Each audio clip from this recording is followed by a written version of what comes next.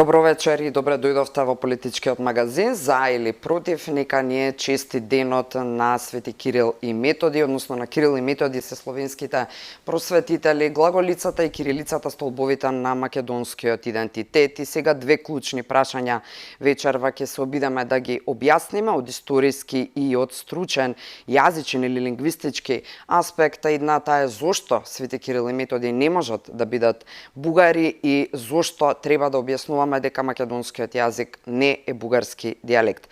Токму затоа вечерва во студиото на За или против во Алфа се двајца универзитетски професори. Почнуваме од дамата, професорката Симона Груевска-Маџовска од Институтот за македонски јазик. Добро вечер, добре дојдовте, ви благодарам што сте дел од За или против. Добро ве најдов и благодарам за поканата.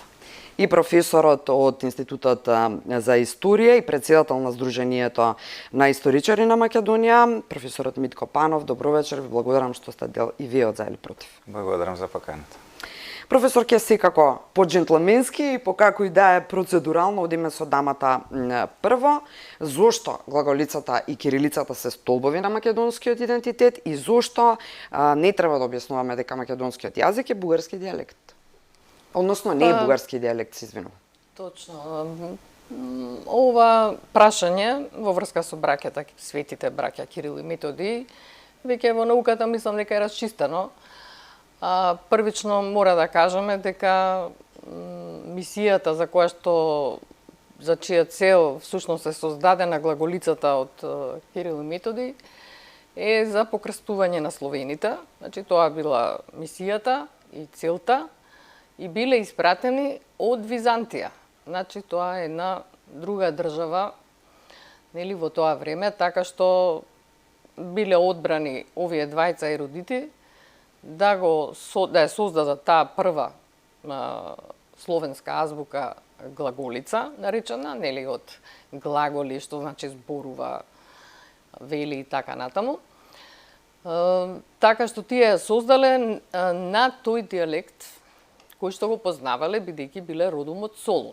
А тоа се докажано понатаму дека се дијалектите односно македонските дијалекти од околината на Солун. Значи тоа е таа теорија дека основата на старословенскиот јазик, поточно првиот литературен, книжевен, писмен, како да го наречам, јазик за сите словени, е врз основа на говорите на македонските словени од околината на Солун.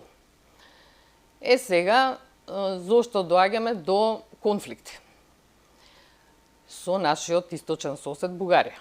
Доаѓаме во конфликт затоа што тие сметаат дека сите македонски словени се всушност бугари. Па според тоа, македонските говори од околината на Солун се всушност бугарски и врз основа на тоа тие велат дека првиот литературен словенски јазик е всушност врз бугарски дијалекти. Значи тука е она за што ние не се согласуваме, нели, со бугарската наука. Па затоа тие дури го нарекуваат единствени во словенскиот свет и во словенската лингвистика старо-бугарски јазик. Зашто ние никогаш не сме го нарекувале така, односно го нарекуваме старословенски јазик и понекаде во некоја литература може да се најде старомакедонски, но генерално и официјално ние тој јазик го нарекуваме старословенски јазик. Така и во учебниците, ниту пак се стремиме да го присвоиме. Така сме го полагале ние на факултети, така натаму. Значи старословенски јазик. Ние не го земаме дека е тоа нешто исклучиво наше. Така е. Туку велиме дека светите Кирил и Методи се словенски просветители. Значи на сите словени. Така што тоа е таа разлика дека ние всушност тоа не се официјалните ставови во врска со старословенскиот јазик. И така што сметам дека, да речеме, нашиот поглед е некако општ хуманистички, хумани така натаму. Не е тенденциозен. И не е тенденциозен дека нешто си прибираме ние само дека е наше. Туку дека е факт дека зашто сите се согласни, основата на старословенскиот јазик се говорите на македонските словени од околината на Солун, зашто се согласуваат и бугарите, но тие понатаму сметаат дека всушност тоа се бугарски. Тоа е нашиот конфликт. Професора, голем дел од следново прашање го одговори професорката. Зошто не можат Свети Кирил и Методи да бидат бугари? Кажа каде се родени практично Солунско, знаеме тогаш Бугарија каде била и што се случувало, вие деталите ќе ни ги објасните. И ајде пак, зошто не можат да бидат бугари Кирил и Методи? Па да, јас би укажал на изворноста, како што спомна и колешката, за она што е во суштина нивната мисија или нивната улога и амбиентот во кој делувале. И тука би укажал на житијата на Кирил и Методи, кој што се еден оригинален извор од времето на нивните ученици, составувачите на житијата се знае дека се нивните ученици, се претпостава дека некој од нив е и Климент Охридски и така натаму. И тоа е нашата појдовна основа. Значи, сето друго е интерпретација, присвојување, тенденции, политички и така натаму. Јас би земал еден цитат од житието на Свети Кирил, во кој што се укажува на таа универзалност за која што зборувавме. Се вели, ако со јазикот не изговарате разбирливи зборови, како ќе се разбере што зборувате? Ќе зборувате во ветер. Ако не го познам значењето на говорот, ќе му бидам странеца на оној кој зборува, а оној кој зборува ќе ми биде тугинец мене. Така и вие, бидејќи покажувате ревност за духовните нешта, настојувате да ги имате во изобилство за надградба на црквата. Затоа оној кој зборува на јазик нека се моли за да може да го толкува. Зашто ако се молам на непознат јазик, мојот дух се моли, но мојот ум останува без плод. Му благодарам на Бога дека зборувам повеќе јазици од сите вас. Ова се зборови на Кирил, кој што спори во тоа време околу признавањето на словенскиот јазик како официјален јазик во тогашниот во 866 година. Но во заедницата повеќе сакам да кажам 5 збора со мојот ум, за да ги поучувам и другите, отколку 10.000 зборови на непознат јазик. И ова е суштината на проблемот, да кажеме условно, бидејќи тенденциите за присвојување на мисијата на Кирил и Методи или на нивното дело е апсолутно нема никаква допирна точка со нивната изворна дејност, со нивната мисија, која што била насочена токму кон тоа, кон универзализмот, кон ширење на словенскиот јазик и словенската писменост, а фактот дека во тоа време Бугарија, како што спомнавте и вие, е надвор од границите на овие мисии. Кирил и Методи во изворите се знае дека ниту било кога ја посетиле бугарската држава тоа време, ниту имале било какви релации со бугарските владетели. Напротив, Методи бил испратен за управник на кнежество, словенско кнежество, така стои во житието, кое што било поранешна Склавинија во Македонија на границата со тогашната бугарска држава, доминантното гледиште дека е Струмичко-брегалнишките краишта, односно Стримонската, реката Стримон. И така што апсолутно и мисијата на Методи, а него го придружувал Свети Климент уште најрана возраст, била насочена кон мобилизација на тамошното население во Македонија, за да се подобро се справат со освојувачките тенденции на бугарската држава. Во исто време треба да се нагласи дека бугарските владетели не биле покрстени, во тоа време биле пагани, и сето тоа комбинирано со фактот дека во Македонија христијанството има апостолска димензија уште во нараните почетоци во Европа, сето тоа укажува на значењето на мисијата на Кирил Методи, односно тој универзализам кој што не е компатибилен со овие политички тенденции во денешно време.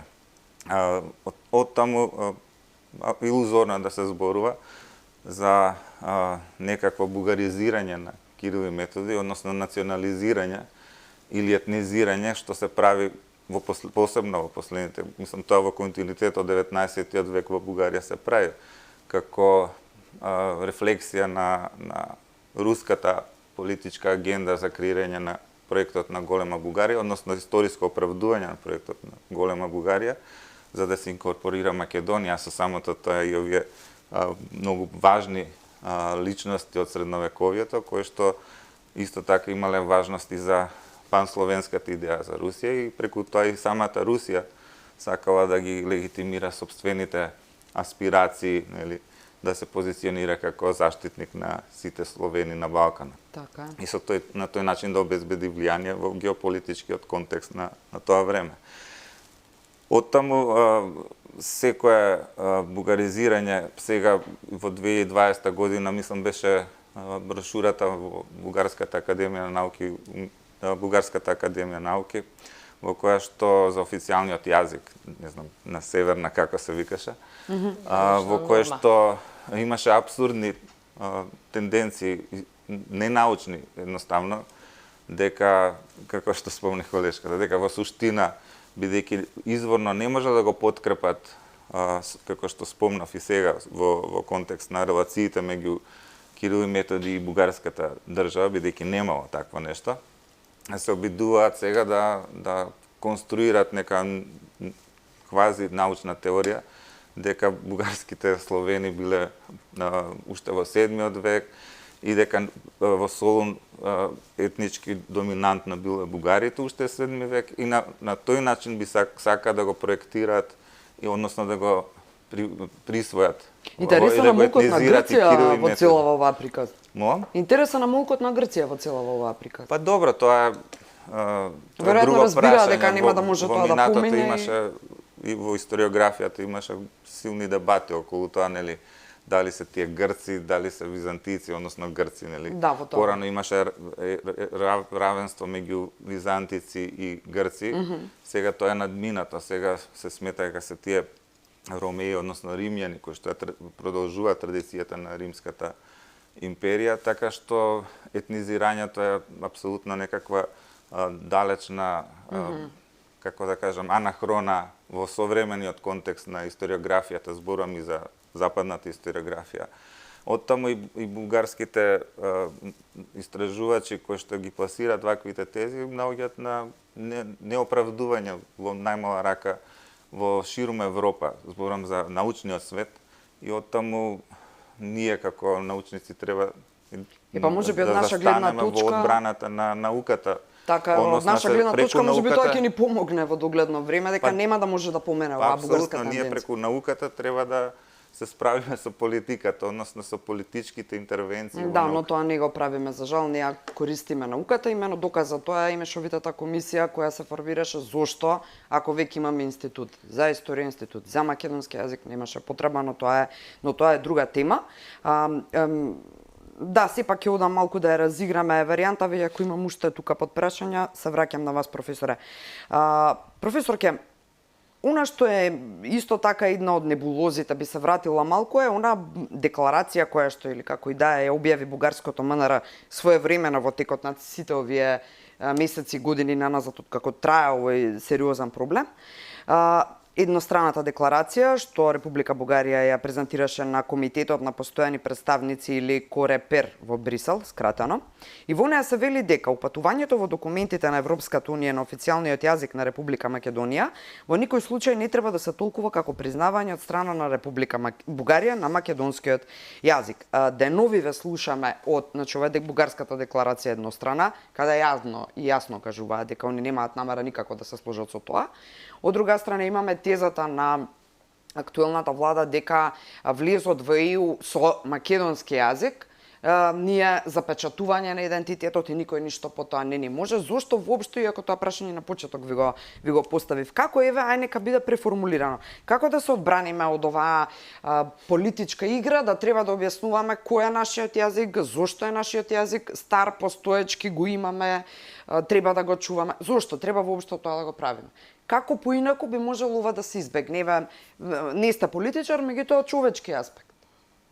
Од интегритетот, од причината е политиката, значи, а не науката. Тоа е основното, дека нас не консултира за апсолутно за ништо, иако сме ние државни национални установи и за тоа постоиме, нели? Би требало секоја власт да не користи како помош во ваквите договори, преговарање и така натаму. Значи, грешката е кај нашите политичари што воопшто се осудиле да подпишуваат договори меѓународни или билатерални, како ќе ги наречеме, во кои што ставаат на маса идентитетски прашања на македонскиот народ.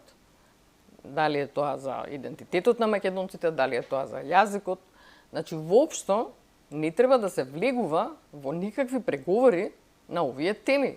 Значи, јас и претходно кога сум излегувала во медиумите, сум кажувала дека секој народ, секоја држава треба да има црвени линии до каде може да оди при тие преговори, договори и така натаму. Бидејќи тој договор за добрососедство воопшто не е за добрососедство. Тоа не е јасно на сите. Мислам дека не треба да биде некој научник за да свати дека тоа не е добрососедство. Нешто на што ние укажувавме уште при потпишувањето на Преспанскиот договор, со кој што видовме што добивме, да не речам ништо. Затоа, ние предупредувавме дека кога наводно ќе се надмине прашањето со Грција, наводно велам, бидејќи не е надминато, следува Бугарија. А ние многу добро знаеме, историчарите, лингвистите и сите што се занимаваат со вакви од нашава фила, да ја наречам заеднички македонистичка, ние ги знаеме ставовите на бугарската наука. Тоа не е ништо ново и знаеме дека не постои можност Бугарија да се откаже од незините ставови. Не постои. Што значи нема договор. Едноставно не може да има договор, освен ние да се обезличиме, да признаеме дека јазикот ни е од 45-та, дека претходно сме биле бугари бидејќи некој потпишал дека имаме заедничка историја, што е, мислам, нонсенс. Значи, нема никој такво право да потпишува дека со некој друг народ ние имаме заедничка историја.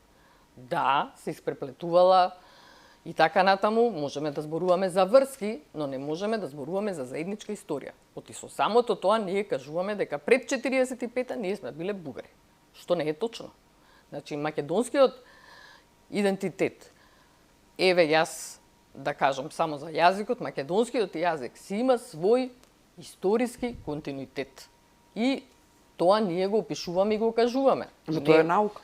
Тоа е наука. Еве во организација на МАНУ имаше две конференции посветени, едната на Мисирков, другата на Димитрија Чуповски, во која што еве историчари, лингвисти и други пишуваат за тоа како македонскиот јазик си има природен тек и развој и континуитет. Дека не се бугари, дека не е заедничка историјата, основно нешто е дека има македонско прашање уште од 19-тиот век. Па бугарско прашање би било, не би било македонско прашање, така? Така е. Мисирков Супер пишува за логика, македонските мислам. работи, не пишува за бугарските работи. Ако тој се сметал дека е бугарин, ќе си напишал книга за бугарските работи, ама напишал за македонските. Значи, што понатаму? Имаме македонисти кои што ги нарекувале сепаратисти и така натаму, кои што се залагале уште од 19-тиот век за посебноста на македонскиот јазик и на македонците како народ. Тоа е тој природен, историски и така натаму континуитет што го има македонскиот јазик и народ. Велиме сега зошто толку доцна нели се кодифицирал македонскиот јазик, иако обидите за кодифицирање се во исто време кога се и за бугарскиот јазик. Значи крајот на 19-тиот век. Како било таму, така било и за македонскиот јазик. Но некој рекол еднаш дека дијалект, односно јазик, литературен јазик, е дијалект со армија. Што значи тоа? Доколку немате држава и државни институции, македонскиот јазик, односно секој јазик, односно дијалект, ќе си остане дијалект, нема никогаш да се издигне на ниво на стандарден јазик.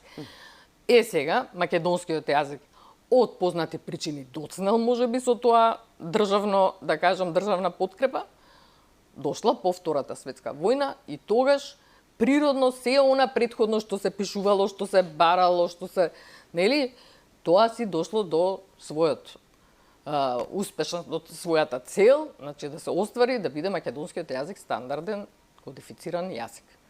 Одлично објаснато и многу логично и многу аргументирано, впрочем, светската наука тоа го евидентирани дека ние повторно нешто требаме тенденциозно да поставуваме за разлика од тоа како го прават бугарите.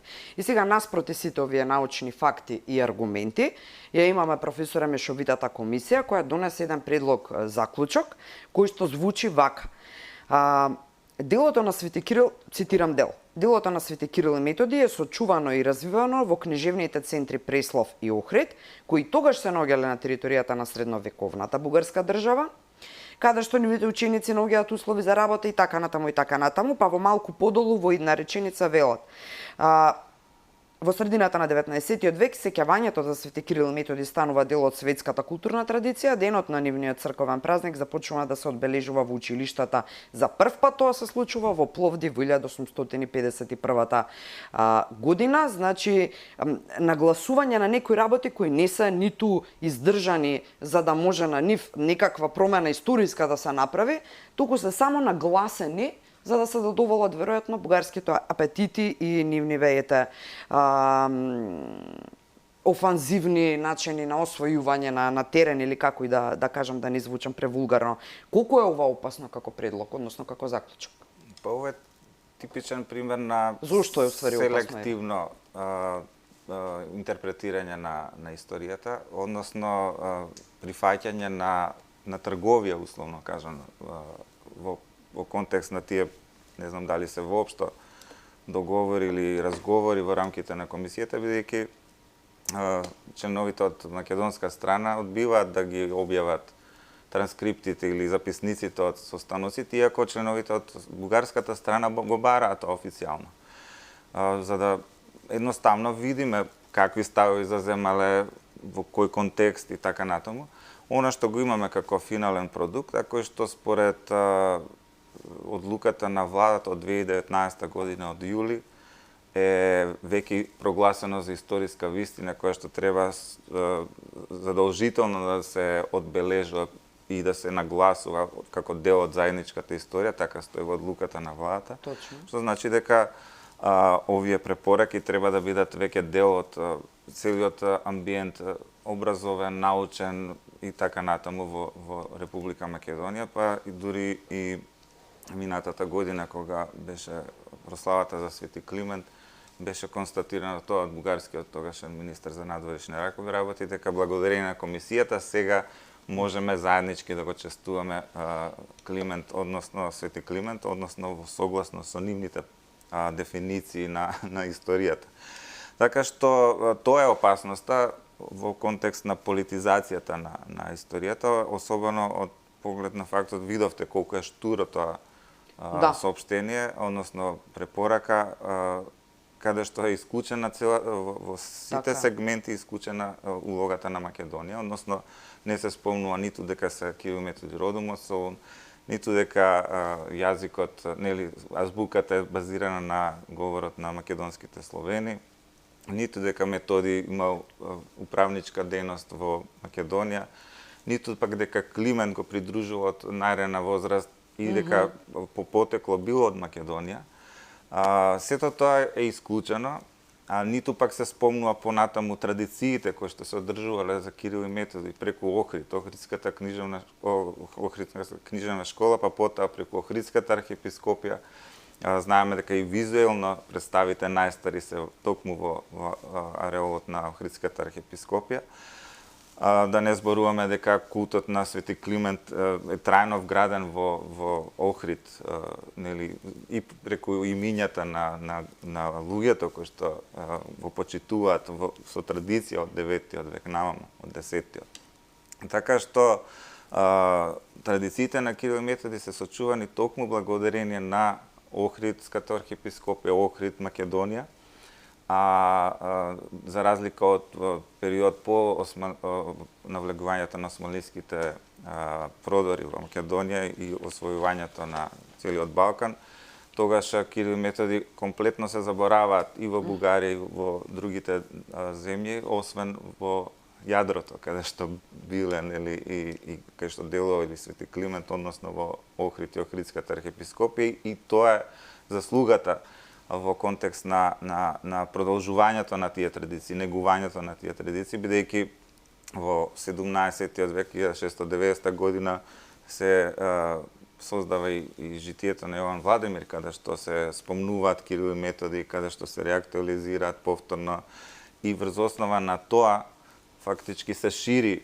подоцна преку улогата на Печката патријарша, која што сака исто така во тоа време веќе во 17-18 век да ги присвои Кирил и Методи, се со цел да ги легитимира борбата меѓу Охридската архиепископија и Печката патријаршија, и тоа се тенденции кои што потоа се пренесуваат и во Бугарија. Како што спомнав и на почетокот, Русија е таа која што влијае да се реактуализираат на територијата на Бугарија преку нивните истражувања на историјата на средновековна Бугарија, бидејќи бугарските историчари апсолутно се повикувале, односно биле под влијание на руските авторитети, и првите книги од историја на Бугарија се произлезени од Русија.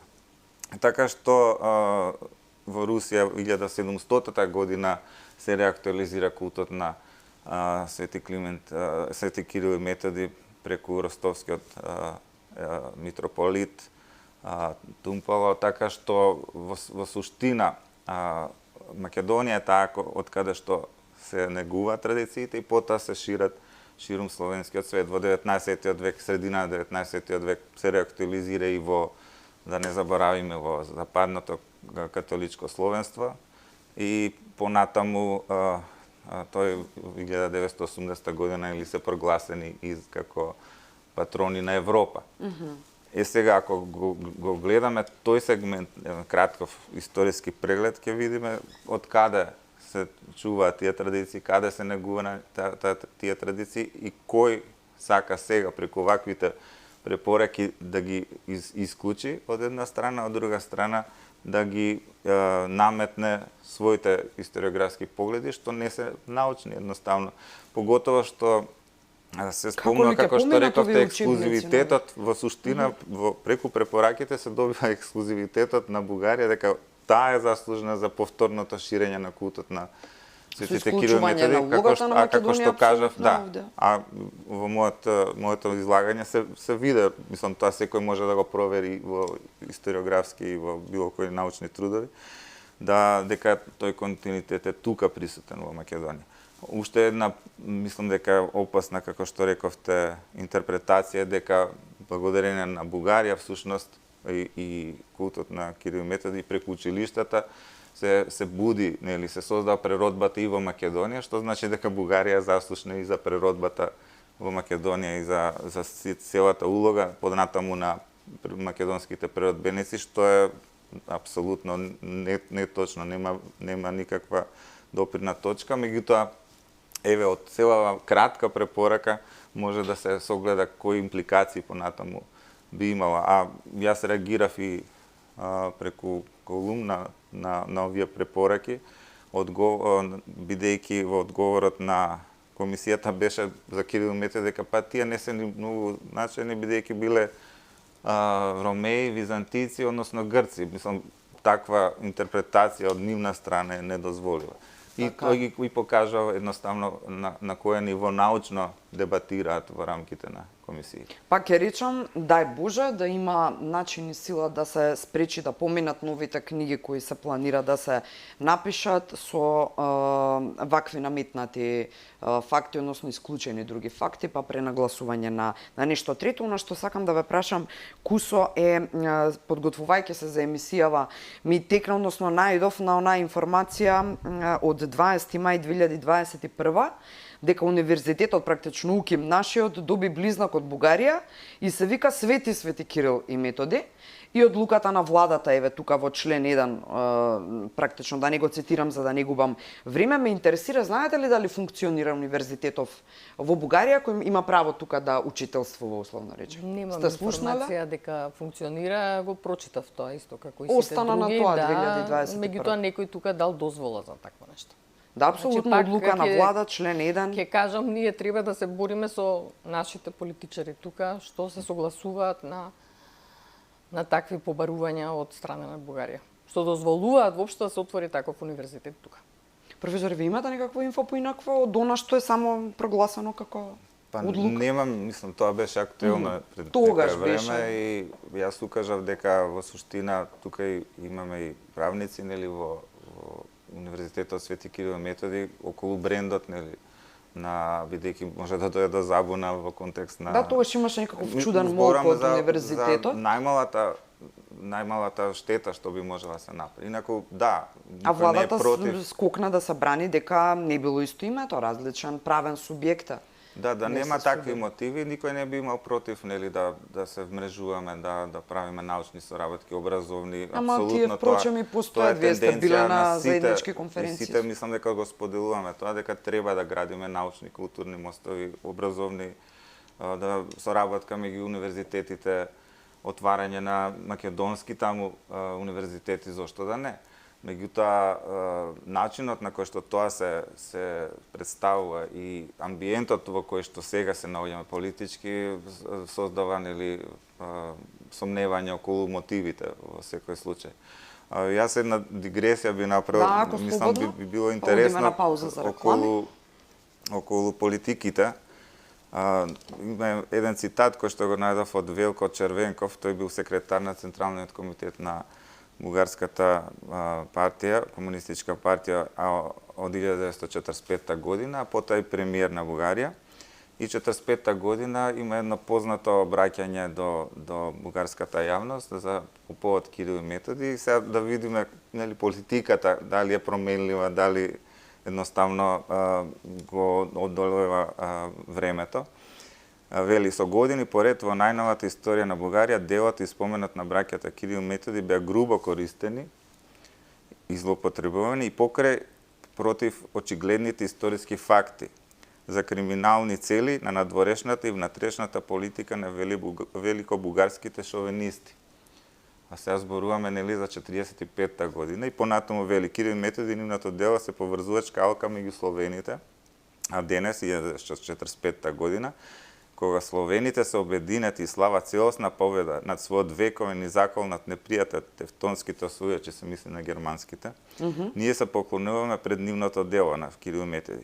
Со поголема сила нагласуваат задачата на секој можен начин да се зајакне милитантното словенско единство, толку импресивно демонстрирано за време на штотуку завршената војна против хитлерска Германија, бидејќи ова воинствено словенско единство е главната гаранција против можните агресии од страна германските освојачи во иднина. 45-та година, кога се прави, нели, трансформација од претходниот фашистички режим во Бугарија, сега се прави скроз сосема спротивното, така, нели, во контекст на осудата на Германија и се критикувајќи ги Практично германци. предходните тенденции во Втората светска војна како великобугарски шовинизам, што имплицира, нели, и она што се случува во Македонија, пропагандите кои што биле ширени во контекст на освојувањата и окупацијата на Македонија. Понатаму повторно самиот Червенков ја злоупотребува, нели, историјата за да ја проектира сега во новиот политички контекст, односно против германците. Така што ако ова е еден типичен пример како Кирил и Методи низ историјата се злоупотребувале, сега ние сме во еден политички момент, нели, конкретен, меѓутоа ништо не е еднаш да се каже дадено, политиките се менуваат, меѓутоа ние треба да бидеме доследни како научници, прво сами пред себе, а потоа и пред другите да ги едноставно во 21-виот век да ги браниме научните вредности и со тоа и европските вредности, бидејќи Кирил и Методи тоа го заслужува. Тука е и надежта и моја, верувам и на граѓаните, дека нема ништо од ова да биде на штета или како што вели професорката да се само обезличиме, односно да се само избришаме на некој начин. Ви благодарам на досегашните излагања, правиме многу куса пауза за реклами, почитувани не го менувајте каналот, она што следува се само неколку минути пауза од нас, а потоа се враќаме назад.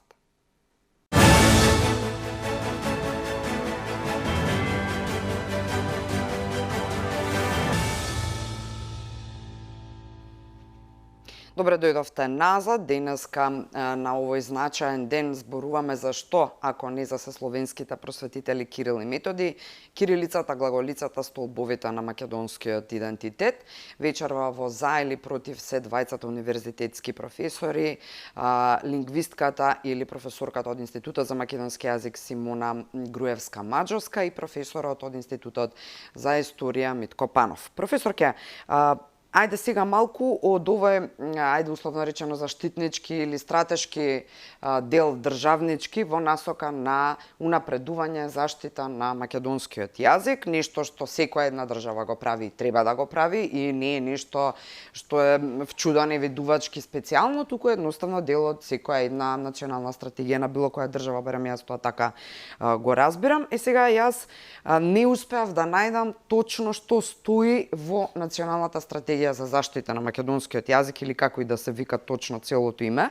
Знам дека е од лани или преклани донесено, но не успеав да најдам точно што од неа се прави, што е таксативно наброено или што стои и воопшто во пракса вака како новинар не гледам што се случува. Јас не знам дека има стратегија нова за македонскиот јазик.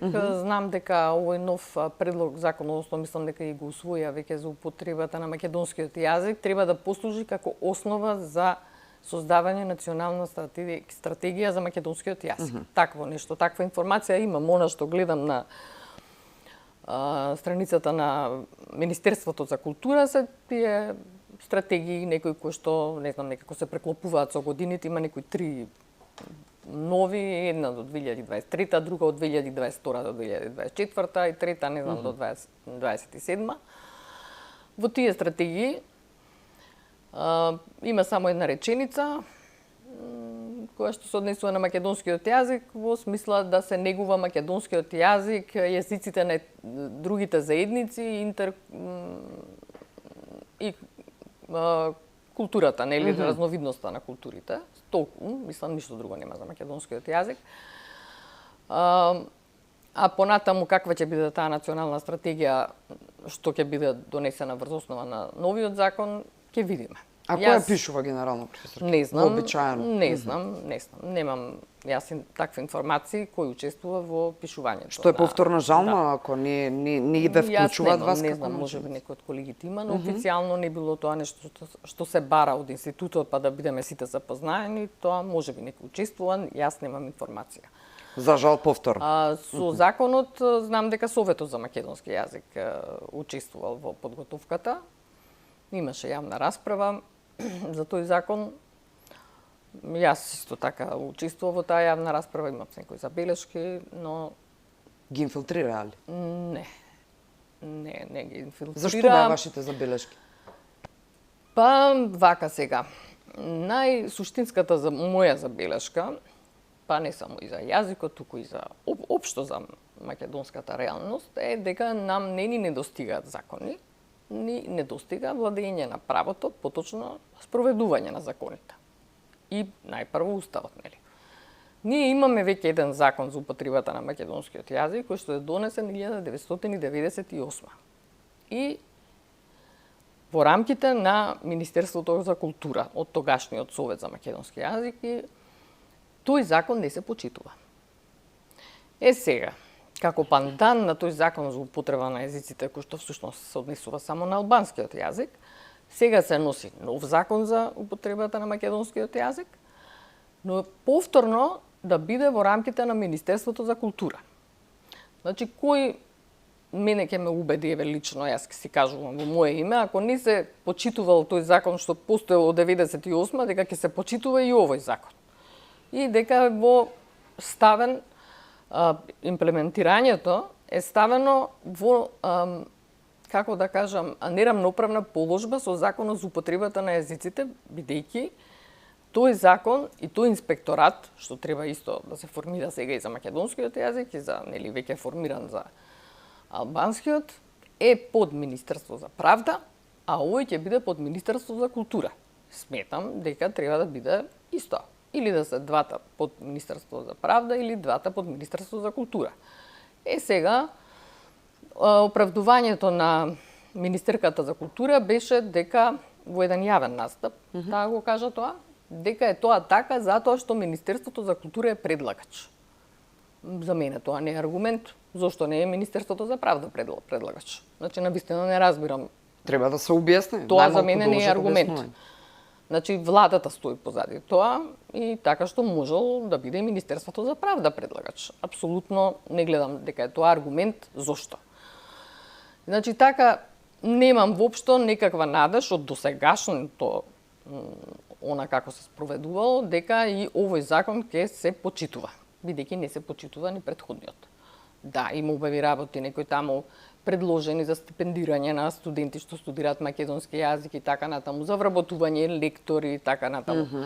Но за лекторирањето, тоа го имаше и во тој закон од 98, дека не сме во јавност да оди да се отпечати текст кој што не е лекториран од лиценциран лектор. А што имаме неа? Значи, тотално безредие. Така. Никогаш не знам дека воопшто некој интервенирал или казнил некого за нелекторирање. Особено сме страшни ние медиумите. Таква информација немам, па и издавачката дејност, Да. па и страниците официјални на министерствата и така натаму, така што јас не знам дека некој бил казнат воопшто. Така што не верувам ни дека ќе биде. Сега во моментов, еве во текст мајските оперски вечери, преводот што оди додека ги слушате тие прекрасни опери е катастрофален. Значи немам зборови да кажам колку грешки има. Така што, значи тоа ако се почитувал законот, ќе било санкционирано. Дали не е лекторирано, треба да биде казнета институцијата. Дали е лекторирано од лош лектор со лиценца, треба да му се одземе лиценцата. Значи имаме разни ситуации, така што тоа треба да се утврди. Значи ова е недозволиво на такво страшно ниво, а зборуваме постојано, мислам дека македонскиот јазик никогаш не бил толку во јавен фокус како што е сега. Постојано зборуваме колку треба да се почитува нормата и така натаму, се што прави, да речеме, власта за чувување на македонскиот јазик, а напротив, ништо тоа нема во практиката. Значи, треба да знаеме што се случува во практиката. Еве се случува, значи, непочитување и на досегашните закони, на уставот и така натаму, значи, не се почитуваат и за мене, јас не можам да верувам дека нешто драстично ќе се смени со донесувањето на овој нов закон. Кога сме кај сите овие феномени чудесни во последно време, она исто кое што се обидуваат да го спроведат, професоре, е ставањето под заедничка капа на неколку предмети во основно образование, вклучително тука и историјата, и чудни поврзаности меѓу предметите ставени во едно. Ке има и протести, односно имаше и најавени протести на таа тема. Она што мене ме интересира, еве вака како новинар, вие не сте политичар, меѓутоа, дали ако не го прифатавме францускиот предлог, работите ќе може да бидат поинакви? Стигнавме ние докаде што стигнавме, додека почнаа протестите лани на тема против францускиот предлог, значи многу работи веќе беа направени на штета на Македонија, историјата, јазикот, идентитетот, ама сепак ако речавме некатегорично, дали нешто ќе беше поинаку и како? Мислам, сега може би ми е многу прашање во... Да, значи, два сегменти. Едното е, нели, образовниот систем, другото е, нели, францускиот предлог и импликациите, веќе не предлог, нели, имплементиран во преговарачка рамка. Рамка, така. Да, ние и како здружение, меѓутоа и како цела фела на интелектуалци, академици, сите научни и образовни релевантни институции застанавме во, да кажеме, одбрана на фактот да не се брза со реформи во образовниот систем. Нели таа концепција која што беше донесена само за 2 месеци, избрзана максимално, па имаше и јавна расправа, формална јавна расправа, бидејќи се што се кажа и во рамките на јавната расправа со Собранието на Република Македонија и вака сите реакции од сите институции не беа земена предвид и едноставно беше донесена одлука да се прифати таа концепција, односно владата ја прифати. И импликациите веќе ги чувствуваме. Ние како здружение реагиравме на неквалитетот на самите наставни програми, катастрофалните учебници кои што ние нотиравме во учебникот за 5-то одделение, нотиравме 60 забелешки на околу 30 на страници со придружени со референции, во кои што укажавме на штетноста за учениците, за идните генерации, бидејќи тука не само што се имплементирани различни категории, различни академски и научни дисциплини, туку едноставно и тоа што е во рамките на историјата како дел, тематски дел од сите тие други, нели, географија, има и етики на религии, се тоа ќе се имплементира и понатаму. Беше констатирано дека, како да кажам, учениците едноставно нема да знаат нема да осознаат за елементарните познавања од историјата, од географијата, од проста причина што и имаше катастрофални грешки, мислам, во поглед на дефиниција што е историја, да не ги редам сите работи. Сгрешени, знам дека така што сето тоа што е сега избрзано се должи на тоа, без консултации, како што кажи колешката, на стручните, ние како научни институти од јавен и стратешки интерес сме тука без финансиски надокнадане, или нашата работа и плата е тоа да работиме во интерес на државата при конципирање на стратешките агенди во однос на сите аспекти, вклучително и политиките, бидејќи политиките се носат врз основа и на минатото. Секој, еви Черчил го кажува, знаете го минатото за да знаете како да се понашате сега и во иднина и да предвидите иднината. Во таа смисла тоа не се случи, напротив се игнорираше сите овие институти кои што се со повеќе од 7 децени, Институтот за национална историја 75 години ќе прославува ќе одбележува оваа година и е формиран со одлука на АСНО. Меѓутоа сега последните 5 години, 6-7 колку се веќе, комплетно е занемарен. Буквално занемарен во сите сегменти на дејноста. Така што и за другите претпоставам институти се однесува истото. И тоа е недозволиво. И затоа се создаваат вакви пропусти од комисии, од други комисии кои што ги прават некои реформи во образовниот систем и импликациите ги гледаме сега. Во контекст на францускиот предлог, мислам дека требаше да се каже не, бидејќи аргументите беа на наша страна. Зборам аргументите во смисол на почитување на копенхашките критериуми и ние требаше само да се повикаме како држава, односно како политичко раководство, на почитувањето на европските вредности. Затоа што да подсетиме, Чешка и Словачка реагира на ваквите интервенции на политиката во контекст на редефинирање на историјата и давање сосема поинаков карактер на светите Кирил и Методи, што сега нас не се пласира преку протоколите, преку овие формулации кои што ги анализиравме претходно. И едноставно потоа, бидејќи Чешка и Словачка ставија вето и рекоа ние не можеме да ја ставиме Европската унија во улога на судија и да пресудува што е историска вистина, тоа е неприфатливо, се пристапи кон друга политика, односно кон тоа дека Европската унија само предлага, а државата прифаќа. И затоа нели ние имавме тука сугестии дека да, тоа е голема одстапка, сериозни импликации, како беа тие сите чисти формулации. Меѓутоа од вас зависи, од државата зависи дали ќе ги прифатите. Значи Европската унија не ги наметна како што беше првичната политика, туку остави на самата политичко раководство во Македонија да реши дали ќе ги прифати, иако сте тие во спротивност со европските вредности. Што е уште поболно и уште по... И импликациите ќе ги гледаме и натаму, бидејќи протоколот, вториот посебно протокол билатерален со Бугарија, кој што е де факто индикатор за тоа ќе биде индикатор за добрососедството. Значи Условно бугарското раководство ќе рече да, сега да видиме колку се имплементира протоколот и врз основа на тоа ние во Европска унија ќе кажеме дали се почитува договор за добрососедство и пријателство. Значи без разлика што не е протоколот дел од преговарачкиот процес, меѓутоа е де факто дел.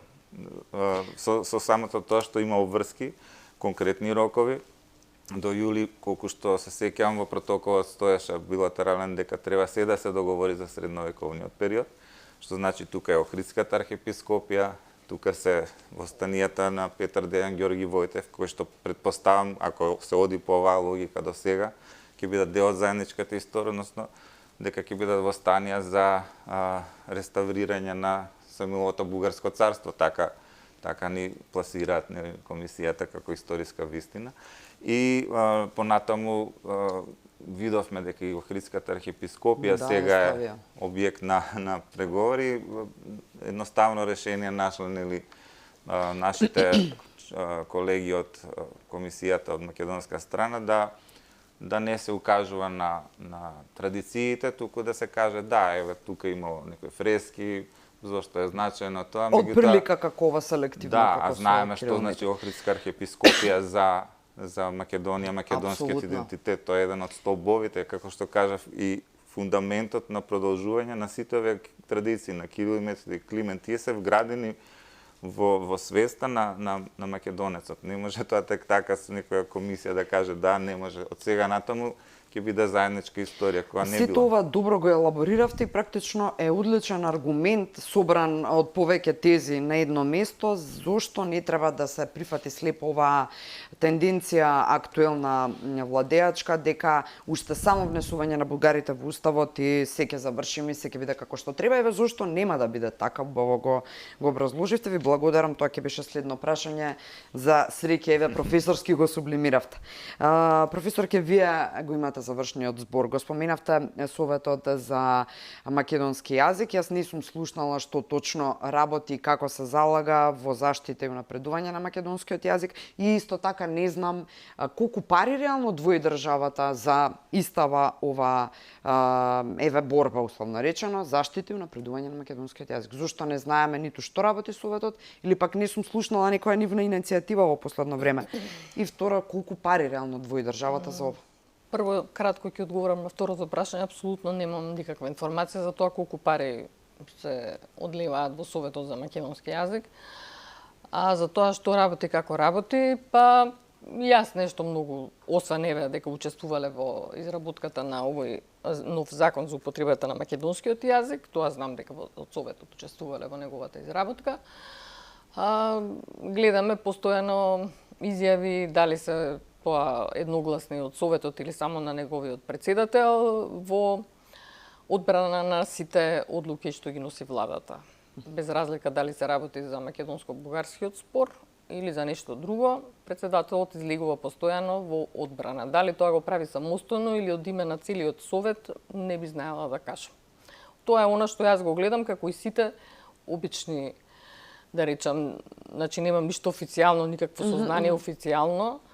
Така што тоа е она што јас како и сите го гледаме дека во таа смисла се јавува председателот за оправдување на политиките на нашата власт, а инаку лани имавме ние една заедничка декларација, буквално мислам дека не се случило во историјата да се соберат сите буквално национални институти за македонски јазик, за литература, за историја, за фолклор, од факултетите, филолошките и така натаму, значи сите буквално ја потпишавме таа декларација заеднички. Затоа ќе кажам дека оние од нашите фела, да речеме заеднички, кои што ги бранат позициите на власта, тоа веројатно го прават од лукративни или не знам какви други причини, бидејќи тоа не е ставот на фелата. Значи, дали од Советот се потпишаа на ова заедничко писмо? Од Советот за македонски? Не знам сега, бидејќи имаше многу потписници, не можам да кажам кој од нив се потпишал, не можам да кажам, но факт е дека пречиси сите, од сите официјални, релевантни институции, научни, образовни и така натаму, бевме со заеднички став, што мислам не се случило никогаш така заедно да реагираме за некоја работа како за ова. За жал и тоа останува игнорирано, но барем стои како писмен еден доказ за нешто, Ете, за борбата на историјата да го научната проучува фила. понатаму, инаку не видовме нешто дека имаме успех со сите тие ставови, декларации Добро, и борбата така не смее натаму. да престане, Да, но професор. еве историјата ќе има да Така. проучува во иднина дека сепак не се согласувале мнозинството. Да не остане јавноста неинформирана до крај, председател на Советот за македонски јазик е професорот Људмил Спасов. Нашето време истече. Ви благодарам искрено и од срце за одвоеното време, за оваа значајна тема, за која повеќе мислам дека извучавме и дефанзивно можеби на моменти, меѓутоа и научно и едукативно за сите оние кои им недостига еве малку од овој историски и лингвистички аспект гледање на денешниот ден, значаен за Македонија, значаен како столб на македонскиот идентитет. Тука и ќе завршам онака како што ја најавив емисијата. Ви благодарам професорката Груевска-Мажовска и професорот Панов за учеството вечера во За или против. Благодарам. Почитувани, ви го честитам денот на сесловенските просветители Кирил и Методи. Ви посакувам убава вечер со Алфа. Не заборавајте да ги учите вашите деца на овие вистински вредности, да ги описменувате и дома, без разлика што се случува на училиште и колку наставниците и професорите имаат време, барем до сега, додека не ни се променат учебниците. Ова се важни работи кои ќе им значат било каде да бидат во светот ако не останат дома во Македонија. Уште еднаш убава вечер и добра ноќ.